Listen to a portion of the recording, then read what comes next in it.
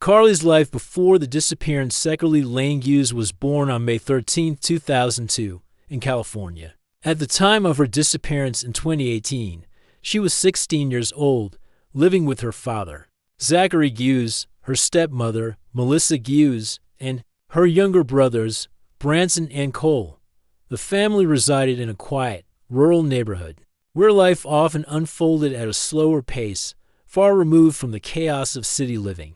Within this home, Karlie was remembered as a sweet and thoughtful young girl whose affection for her siblings stood out. She often took on a protective, nurturing role, demonstrating a closeness that those around her admired. Her childhood was shaped by a blend of family dynamic. Karlie's biological mother, Lindsay Fairley, lived in Nevada, having divorced Zachary when Karlie was still a toddler. Despite the separation, Karlie managed to maintain meaningful connections with both sides of her family. Friends and relatives recalled that she adapted well to the situation, balancing the presence of a stepmother and siblings with maturity beyond her years. Beneath the seemingly stable exterior, however, lay moments that hinted at inner struggles. In the days leading up to her disappearance, Karlie exhibited behaviors that worried those close to her. Friends remembered her expressing paranoia, convinced that someone was tracking her phone. She did not identify who she believed was responsible, and her comments were left hanging in uncertainty.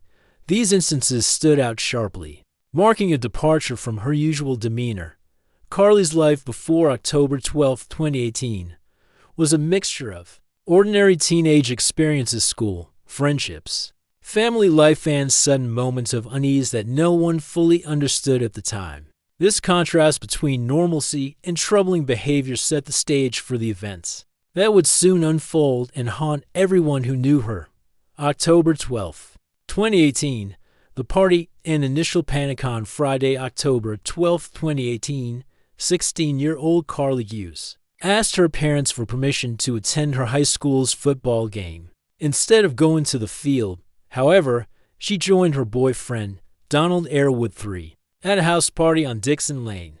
What began as a typical teenage decision quickly spiraled into a night that would alter the course of her life. At the party, Karlie smoked marijuana. According to Donald, she had not used it for a long time, and this particular experience produced an unexpected reaction. What might have been a casual experiment for others turned into a frightening episode for her. Donald recalled that she became paranoid almost immediately. The music frightened her. She grew suspicious of him, and her distress escalated with each passing moment. Her behavior shifted from unease to outright panic. Overwhelmed, Karlie ran outside into the night. She told Donald not to follow her, insisting that she needed space, and appeared to lose control of her emotions. It was no longer an ordinary teenage outing.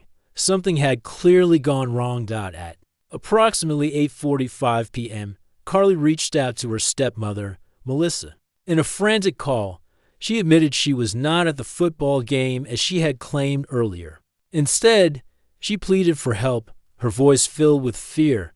"Come get me. I'm booking it down Dixon Lane. Hurry, hurry, hurry. I'm scared." Melissa immediately responded. When she arrived, she found Karlie walking alone along the dark road. The sight was alarming. Karlie appeared pale. Her pupils were dilated, and her entire demeanor radiated anxiety. Melissa recognized at once that this was no simple teenage rebellion. Something deeper was unfolding. The ride home became a crisis of its own. Karlie shifted erratically from seat to seat, her paranoia spilling into every word and movement. At one point, she cried out that the car itself would kill her. Melissa tried to calm her, but nothing seemed to reach her, even after returning to the supposed safety of home. The fear did not subside. Karlie remained trapped in her paranoia, unable to settle, unable to find peace. What had begun as a night out transformed into a chilling descent into panic. The contrast between the ordinary and the extraordinary was stark, and the frightening transformation was only the beginning of a series of events that would leave lasting scars. A night of paranoia and recording. Since Karlie was back home, her behavior grew increasingly erratic. Melissa and Zachary later described how she shifted rapidly between states of fear and sudden affection, At times, she sat curled in a corner, withdrawn and trembling. Moments later, she sought comfort, clinging to reassurance. The contrast was striking, as if she was trapped in a cycle she could not escape. Her requests became unusual, reflecting the intensity of her altered state. She asked to have toenails painted, wanted to color, and requested that someone read aloud from the Bible. She kept repeating that she was scared, though she could not explain why. Over and over, she voiced the fear that she might not live until the next day. Melissa, alarmed by the severity of Karlie's distress, decided to record her secretly. Her intention was not exploitation, but rather to later show Karlie how frightening the episode had become. In the recording, Karlie's voice carried unmistakable fear. She apologized repeatedly, told Melissa I love you, and asked hauntingly, "Am I going to live until tomorrow?" The audio also revealed a darker fear. Karlie expressed suspicion that Melissa herself might kill her. Though Melissa tried to calm her stepdaughter, Karlie's paranoia remained unshaken. Fox News later confirmed listening to one of these recordings. Noting it lasted 8 minutes and 45 seconds, reporters described Karlie's voice as trembling, every word marked by dread. She resisted sleep, pacing and scribbling across a sheet of paper for hours, her mind seemingly restless and unsettled. She spoke of demonic thoughts, words that underscored the depth of her mental turmoil. By around 3 a.m., Melissa reported that Karlie finally began to settle. The chaos appeared to fade into exhaustion. Although calmer, Karlie refused food, rejecting even a simple salad and calling it the devil's lettuce. The phrase, unsettling in itself, reflected the distorted lens through which she now saw the world. This night marked the last time Karlie's voice would ever be recorded. Those hours captured her disorientation, her fear, and the final exchanges between a teenager in crisis and the stepmother trying desperately to help. The recordings serve as the last documented evidence of Karlie's state of mind. Before her disappearance, they reveal how her paranoia overwhelmed every interaction, leaving behind a chilling portrait of instability. For investigators, the tapes remain crucial in understanding her final night at home, preserving the haunting reality of a young girl caught between confusion, fear, and an uncertain fate. The morning after, when morning arrived on October 13th, the atmosphere inside the home was unsettlingly quiet. Melissa later recounted that Karlie appeared to be resting after the chaotic night, though her body language suggested unease lingered beneath the surface. She claimed Karlie lay in bed beside her, occasionally stirring, but never fully rising. Melissa described observing her stepdaughter breathing, seemingly calm, though fragile. At some point, Melissa herself drifted off to sleep.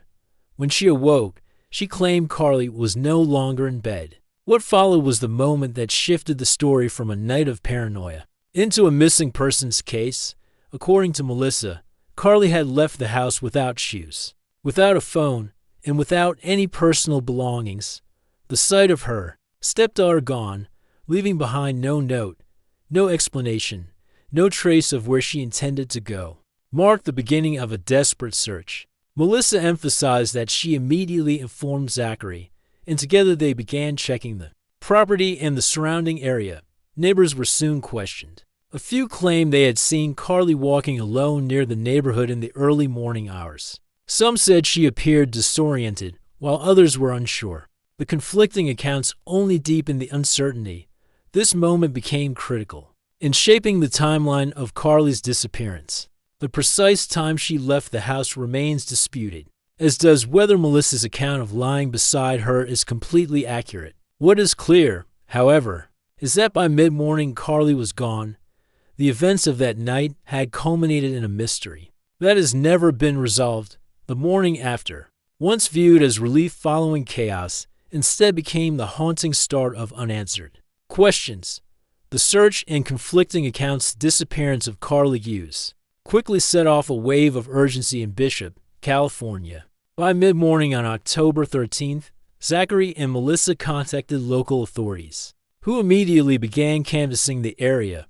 Volunteers, neighbors, and law enforcement spread across Dixon Lane, the surrounding desert, and nearby roads. Search dogs were deployed, helicopters scanned the terrain, and community members scoured open fields hoping to find any sign of the missing teenager. Despite the intensity of these early efforts, no trace of Karlie was found.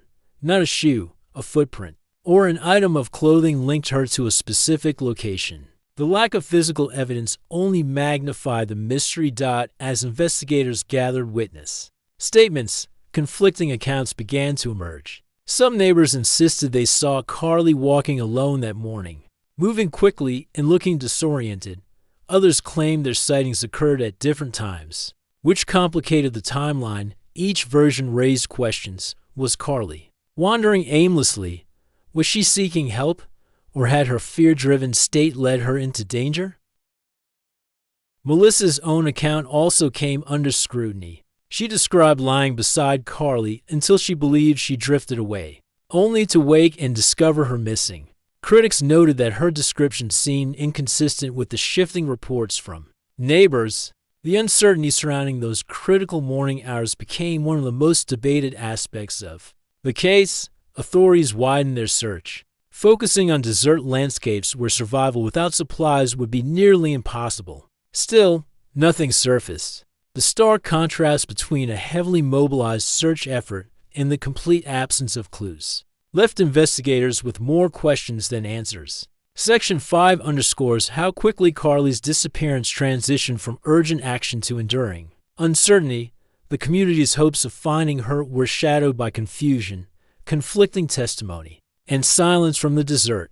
Lingering questions and unanswered mysteries. Karlie Gusé's disappearance remains one of California's most perplexing mysteries. Registered as NamUs number MP56874, the case records her as missing since October 13, 2018. At the time, she was 16 years old, standing 5 feet 7 inches tall, weighing 110 pounds, and identified as white, Caucasian. Today, she would be 23, yet her fate is still unknown. Unanswered questions continue to haunt the investigation. What triggered Karlie's extreme paranoia that final night? Was the marijuana she admitted to smoking laced with something more dangerous? Why did she suddenly fear her parents, expressing a belief she might die before morning? In what meaning lay in the mysterious scribbles on the paper she carried through the night? Witness accounts remain among the last tangible pieces of evidence. Several reported seeing a girl fitting Karlie's description walking alone along a rural road, disoriented and unsettled. Yet despite extensive searches by law enforcement and volunteers, no confirmed trace of her was ever found. The trail simply stopped, leaving investigators with more speculation than certainty. Sheriff Ingrid Braun has emphasized that the Mono County Sheriff's Office considers all possibilities open, from the idea that Karlie left voluntarily to the possibility of abduction or even foul play. No definitive scenario has been proven, and the case has never closed. Her family, including her biological mother, Lindsay, continues to push for clarity, pressing authorities for updates and refusing to let Karlie's story fade. Online communities and advocacy groups, including Bring Karlie Home, keep awareness alive. Yet divisions within these groups sometimes spark tension, complicating the collective effort to focus solely on finding Karlie. What endures is the chilling reality: a teenager vanished into thin air, leaving behind fear, confusion, and questions that remain unanswered.